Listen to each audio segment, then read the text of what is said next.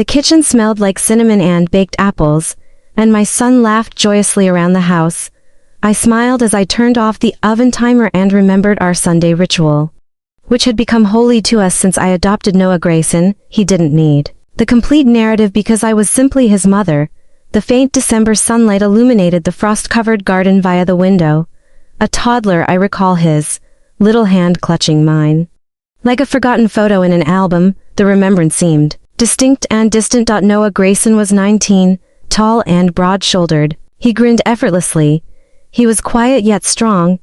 He couldn't comprehend how much he touched me. Noah Grayson entered the doorway with messy hair and an off-center sweatshirt. The timer rang and I looked up. It smells amazing. Rachel Morgan, he remarked, leaning the frame. Hunger is the cause. As I took the apple pie out of the oven, I joked. He chuckled warmly and boyishly, making me feel good. His culpability was admitted. I valued these times because they reminded me how much his presence filled the emptiness. After physicians verified my inability to have children, my spouse Mark Ellison left years ago. My life collapsed when he departed. Where Mark Ellison saw an end, I saw an opportunity to start over. My broken heart was held together by Noah Grayson. His phone rang while we ate, but he ignored it. He just thought of me. Have any plans today? He adds. Just working on a project, and ran his hand through his hair. Then maybe a run. How about you? I nodded. Might clean the attic again. Need aid? He gave. I looked away. Yes, I understand. All about school. I really wanted the attic to myself. I wasn't ready to exchange dusty box memories. I worried secrets would undermine our lives together. I adored my kid Noah Grayson, but I frequently wondered how he would feel if he knew the truth. How would he see me now? Feel deceived? I climbed the creaking attic steps that afternoon. The cold caressed my fingers as I pulled the cord to light the room. The room smelled like old paper and wood while I sorted pictures, baby outfits and adoption paperwork items. I meticulously crafted my life. I found a baby Noah Grayson photo. He looked up at the camera with large blue eyes. My chest clenched as I remembered how much I loved him when I saw him covered in a blanket in the adoption agency's nursery. He was born early to a young mother who didn't have any money and didn't want to return. So the social worker warned me. He would be challenging. Noah Grayson was excellent. Rachel Morgan. His voice stunned me and I nearly dropped the photo. Noah Grayson stood in the doorway frowning. How did you ascend? I placed the picture down and said. Just going through some old things. He approached with interest. May I help? Absolutely not. To make the word sound worse, I lowered my voice. Really boring crap. It would sicken you. He didn't move and kept staring at a box next to me. What's inside? He reached for it and my heart raced. Beat fast. Noah Grayson, please. Freezing, he looked worried. What's happening? I opened my mouth to speak but nothing came out. How do I explain my heavy silence? How could I communicate the truth without breaking us? Instead, I smiled weakly. I've neglected these old papers for years. Noah Grayson nodded after looking at me. Okay. However, his eyes showed hesitation. As he left from his doorway that night, I watched him scrutinize the familiar, guilty anguish. I should have told him the truth, but I was terrified. I put the baby Noah Grayson picture on my nightstand in my room.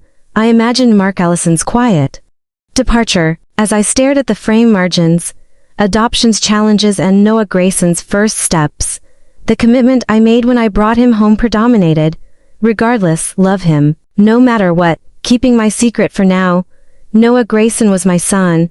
I would tell him everything when the Rachel Morgan it was right. Before that, I believed in our link without saying it. Love and trust-based tie greater than blood. Long, tranquil nights replaced short winter days. We developed a new rhythm at home. Watching movies, trying new foods, and laughing together warmed our relationship. Looking at him now, I couldn't ignore him. He set his jaw when paying attentively. How his smile lit up his eyes. A mother shouldn't think about these issues often. They lingered in my memory like thorns. What about movie night? One night, Noah Grayson called from the living room. I took a blanket from the hall closet and replied. Only if I get to pick, he grunted. Okay, but if it's another dull drama, I'll make popcorn to pass the time. He sat next to me on the couch as I laughed. More tasting is needed. Something can be fun without going off, I made. Mocking them, he smiled at me. Explosions improve things. When the movie started, it was quiet. He looked warm from the screen's soothing glow. I felt his arm on the couch back between the opening credits and the main event. Even though he did it often, touching my shoulder made my heart skip a beat. I convinced myself that was only a mistaken touch. Warmth persisted, making me think. Wrongly. He dropped my arm. I adjusted the blanket to fit better. He looked at me out of the corner of my eye. His expression was unreadable. Are you okay, Rachel Morgan? The question was asked shakily. I nodded quickly, adjusting. Of course, we had static tension even if he didn't push. I pretended to yawn during credits. Standing to fold the blanket, I added it's bedtime for me. Only stay up till midnight, he said. Good night, Rachel Morgan. His eyes lingered on me longer than usual. My garage was cleaned by Noah Grayson the next morning, surprising me. Noah Grayson rarely leads on Saturdays. We laughed as we dug through old things. Turning a task into fun, he showed me a fading photo of me and said, "Hey, check this out, Rachel Morgan. You were kind of a cutie." I rolled my eyes and grabbed it. Thanks, I think, laughing. He leaned against the workbench. But to think you were my age is weird. Seems you've always been Rachel Morgan. My words were lodged in my throat, so I waited. I wanted to tell them how we became a family, but I didn't want to miss the Rachel Morganette. Instead, I smiled. Not born middle-aged. Yes, I had insane days. No chance. I laughed while hitting him with the image. I've heard of it. Dodged and smiled. Kay, don't tell anyone. He should know. The garage was cleaner by nightfall, so I got us takeout to thank our efforts. While eating at the kitchen table, the heater silently hummed. Then Noah Grayson's phone rang on the table. He glanced at it and switched it off, asking not going to answer. A shrug. It's not important though, just a friend. I noticed his cheeks were flushed. Boyfriend made fun of them. He shook his head swiftly. Nothing like that. Dates aren't my thing. I tried to seem normal, but the unexpected release stung my stomach. He stared into my eyes too long and added. It just feels complicated. Still, some people are worth it. The room shrank and there was an unspoken tension between us. I looked away while getting my water. Make sure the individual you meet is suitable. Meet them. Noah Grayson added. Or he, with a weird smile. I raised an eyebrow to hide my amusement. Or he. When the tension dissolved, laughter burst out, but the Rachel Morganette stuck with me. After Noah Grayson went to bed, I walked the empty home alone. Moonlight cast gentle shadows through windows. I paused and looked inside because his door was open. He was asleep and seemed serene in the faint light. As I stood, my chest tightened and I felt like a storm of unnamed emotions was coming. I considered Noah Grayson my son in every way. Even though he wasn't biological, we had changed, and I couldn't deny that. While I watched him, my heart was reacting inappropriately. I quickly turned aside, returned to my chamber, and covered my chest. It was wrong. It was wrong to feel this. I loved and cared for him as my son for years. However, the lines were blurred and I wasn't sure how to correct it. In the morning, Noah Grayson caught me holding a hot coffee and staring toward the kitchen window. Are you okay? He questioned anxiously. What is it about? I smiled while he continued. After pondering, I shrugged. Life. You? Yes. He smiled softly. He softened and said, Noah Grayson, you're all grown up already. It seems like I just taught you how to tie your shoes yesterday. Rachel Morgan, I'm not the same person I am without you. His comments made me want to cry. I looked aside to do the dishes. Noah Grayson, you're always enough. I said it to myself more than him, but I wasn't sure I was enough. As winter turned to spring, we joked more at home and our friendship blossomed. Unexpectedly, Noah Grayson started coming to me more for comfort and company, not just casual discussions. I liked and feared the same things, simultaneously. One peaceful evening, he touched my arm while sitting next to me on the couch. After staring at me during dinner or brushing my arm in the kitchen, I sensed his warmth. I forced myself to stare straight ahead because my heart was beating despite our proximity. Rachel Morgan, are you okay? He said shakily. I shook my head too soon. Of course, why wouldn't I be? He asked. You seem different lately. Anxiety was evident. Something else in his gaze I couldn't identify. Far away, I struggled to grin because of his eyes. Noah Grayson, I'm okay. Really? He seemed uncertain, but he didn't say anything. I felt compelled to act immediately when I saw adoption paperwork in the attic. Going off, the sun set and I discovered Noah Grayson in the living room. The mansion was pale gold. He sat at the window with a book on his lap and lengthy legs. He smiled at me when I entered. My chest tightened with a smile. Hey, he said, setting down the book. How are you? I didn't know what to do and supported my shaking hands on a chair back. Noah Grayson talk. He sat up straighter without smiling. What's wrong? Swiftly said. There's nothing wrong. Despite my throat lump. I just wanted to tell you something. I should have told you this a long time ago. He frowned and leaned closer to speak. What is it? The words weighed on my chest, so I took a feeble breath. You're adopted. A searing quiet followed. At initially his face was unchanged. It appeared the words hadn't touched him. His eyes slowly opened, bigger, and his mouth opened small. His voice was practically a whisper as he repeated it. Although I was crying, I consented. Always my kid Noah Grayson, you were mine when I held you. No, I didn't birth you. I saw astonishment and disbelief in his eyes. I didn't want you to feel inadequate. I didn't want you to rest. You are my son in every capacity. As he turned away, his jaw tightened, breaking my heart. He didn't respond when I sat next to him and wanted to shake his hand. My whisper was so quiet. Noah Grayson, you couldn't hear me. Say something. He turned to me with tears in his eyes. Shocking me, mean. He thought for a Rachel Morgan end. Then his eyes locked on mine. What I feel about you right now, it's not the same. We didn't want to say how we felt, but the air between us got heavy with it.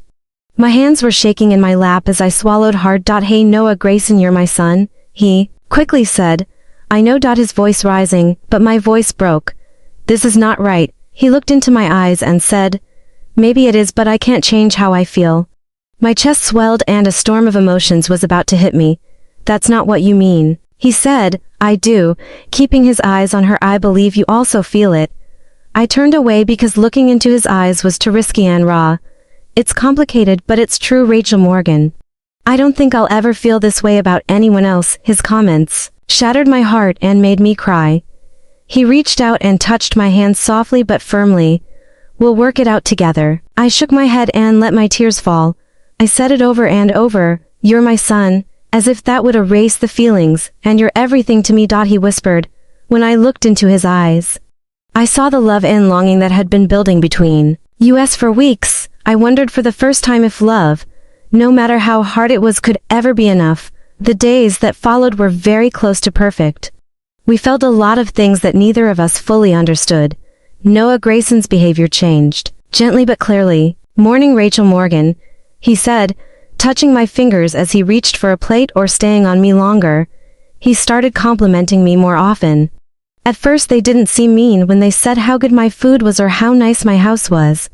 But his voice had a new depth that made my cheeks turn red, a tenderness I hadn't heard before. Good morning, I said, my voice a little weak.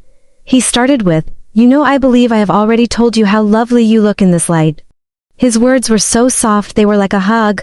I stood still, not knowing what to say. My heart is beating fast with surprise and gratitude. Replied, I mean it. Rachel Morgan, you look lovely.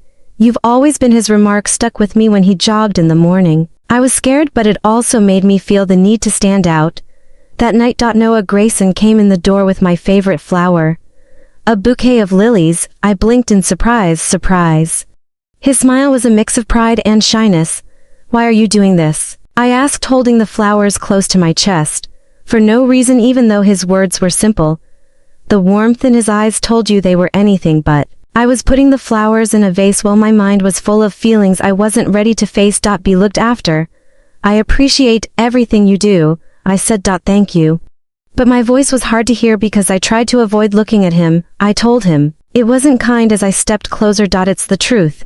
What happened next strengthened his love over the next few days. At first, Noah Grayson helped me with things I was used to doing alone. He fixed the squeaky garage door, cleaned the gutters, and carried the groceries.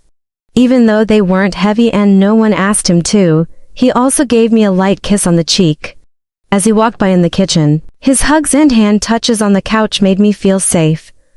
One afternoon, the early spring sun warming the air. Noah Grayson brought 2 mugs of tea outside and sat down, delicately pressing his shoulder against mine. Are you reading something good? That one has always been your favorite. Do you remember? He asked in a joyful, light voice. I held up the book and said, just an old favorite. He smiled and looked at the cover. I remember everything about you. He reached out and squeezed my hand for comfort. He looked at me and his eyes met mine, making my heart race.